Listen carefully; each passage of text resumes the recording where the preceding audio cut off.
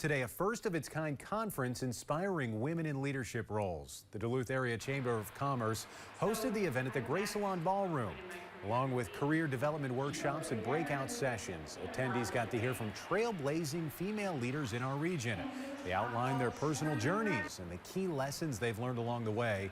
The group included U.S. Senator Amy Klobuchar and Bethany Owen, who's the president and CEO of ALLETE, a Duluth-based energy company.